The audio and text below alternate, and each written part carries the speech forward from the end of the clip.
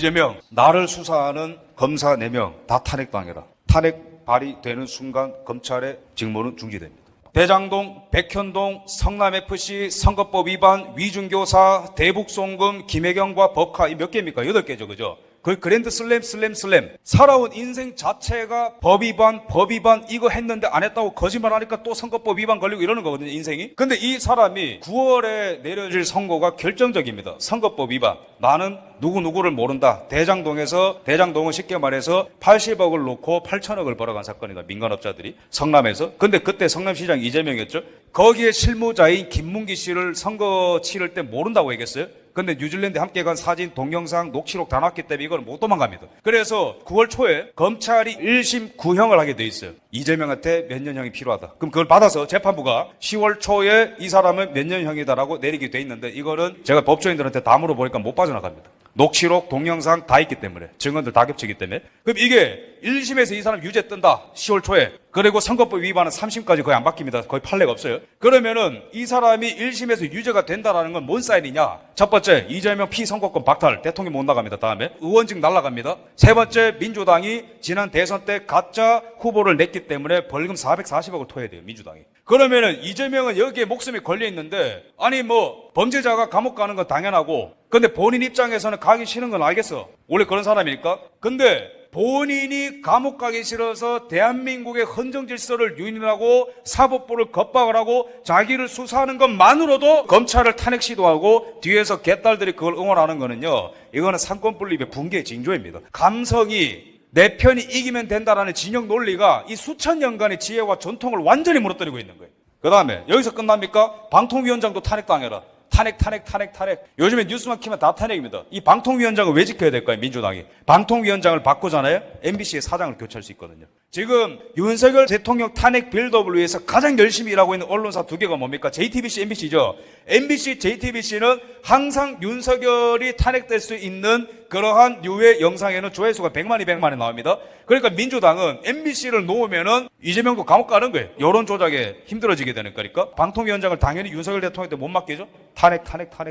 무조건 다 탄핵. 그 다음에 대통령이 지금 거부권을 계속 행사할 수 있습니다.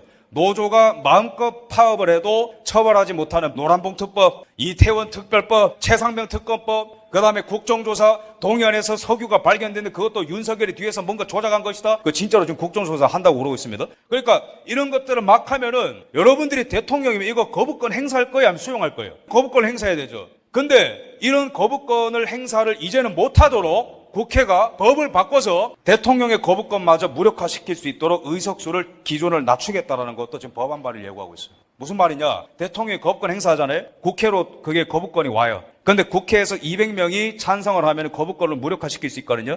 그러니까 200석만 되면 국회가 대통령을 무조건 이기는 거예요. 근데 200석이 지금 안 되잖아요. 그죠? 민주당이. 근데 200석이 아니고 180석으로 낮추면은 대통령 거부권도 무력화할 수 있는 법안까지도 발의하려고 한다. 이거는요, 그냥 상권 분립이 아예 살살 녹고 있는 거예요. 요즘 표현대로. 우리가 되게 여러분들 바쁘시죠? 살아가는데 할 일 많죠? 근데 우리가 인지하지 못하고 있는 수면 아래에서 대한민국의 공화국이 녹슬고 죽어가고 있는 거예요. 이런 식으로. 여러분들이 오늘 정말로 박정희 대통령이 5.16 거사를 일으켰던 것처럼 나라를 위해서 뭔가를 해보겠다라는 거대한 뜻을 품고 가셔야 되는 겁니다. 이 나라 이렇게 청년들이 내버려 두잖아요. 그냥 진짜 죽는 거예요. 이 나라 진짜 청년들이 포기하잖아요. 이대로 진짜 녹슬어서 쓰러지는 거예요. 그 다음에 130만 명 넘었으니까 탄핵당해라 뭐 이런 것들 다 탄핵이죠. 그죠? 이것뿐만 아니고 상권 분립의 위기 정도가 아니고 우리나라 간첩 잡는 거 국정원 대공 수사권도 폐지했죠. 민주당이. 검찰의 수사도 마음에 안 드니까 경찰한테 다 넘겼습니다. 이쯤 되면은 모든 걸 다 갖겠다는 거예요. 상권 분립 정도가 아니고 간첩 잡는 대공 수사 능력, 검찰의 수사 능력, 행정권, 이제는 사법부까지 마음에 안 드니까 민주적인 통제를 하자 이러고 있어요. 그죠?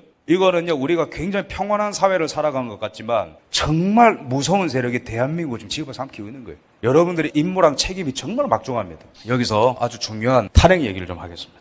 지금 전국을 이해하려면요, 무조건 박근혜 대통령 탄핵 때를 이해해야 됩니다. 박근혜 대통령 탄핵 때 있었던 얘기를 제가 말씀드릴게요. 그래야 지금 우리가 사태를 이해할 수 있어요. 박근혜 대통령이 유죄라고 여겨지고 탄핵당했죠. 여러분 순서를 아셔야 됩니다. 유죄 선고를 받고 법원에서 탄핵당한 게 아니에요. 국회에서 탄핵안을 소추하고 헌법재판소에서 탄핵을 하고 그 다음에 법원에서 유죄 선고가 난 겁니다. 여기서부터 뭔가 웃기지 않으세요? 그러면은 박근혜 대통령이 강요죄라고 죄를 명시를 하고 당시 국회에서 탄핵을 발의할 때 헌법재판소도 그런 관점으로 탄핵을 한 겁니다. 그런데 강요죄 이후에 재판에서 강요죄가 유죄로 판결됐을까요? 무죄로 판결됐을까요? 무죄입니다. 왜? 기업인들을 강요한 실증적 물증이 하나도 발견 안 됐거든요. 강요죄가. 두 번째, 직권남용죄. 이것도 무죄입니다. 최순실이 이득을 보고 있다는 것을 당시에 박근혜 대통령이 인지하고 있다는 물증이 단 하나도 안 발견됐기 때문에. 왜 탄핵당한 거죠 도대체? 그래도 최순실이 삼성으로부터 말을 받았지 않냐. 박근혜 몰랐다는데? 그러면은 묵시적 청탁이다.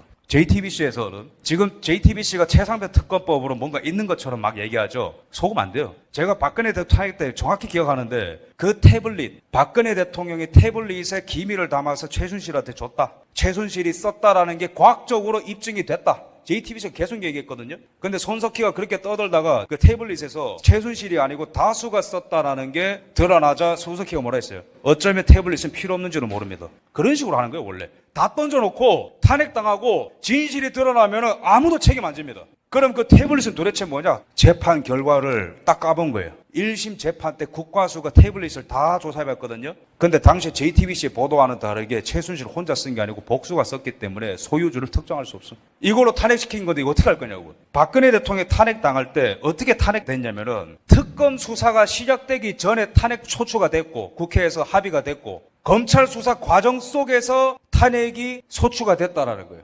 뭡니까? 모든 사법적 절차를 다 무시하고 진행됐다는 거예요. 지금도 뭐죠? 경찰 수사 중인데 최상배 특검법. 최근에 발표가 나왔지만 최근에 나왔습니다. 경찰 수사. 공수처의 수사 과정 중인데 탄핵을 하겠대요. 그럼 이거 만약에 윤석열 대통령이 탄핵되면 어떻게 되는 겁니까? 윤석열에 대한 개인적 감촉 빼고 이 나라가 시스템적으로 어떻게 되겠냐고. 앞으로 온갖 이리떼들이 뻑하면은 대통령 제끼고 1, 2년 안에 탄핵시킬 수 있으니까 내가 다음 대통령 해볼래. 나와. 탄핵 드라이브. 세력 모아서 언론사 매수하거나. 이제는 국민들이 대통령을 바라봤을 때 저건 뭐 2년 안에 내려오겠나 뭐.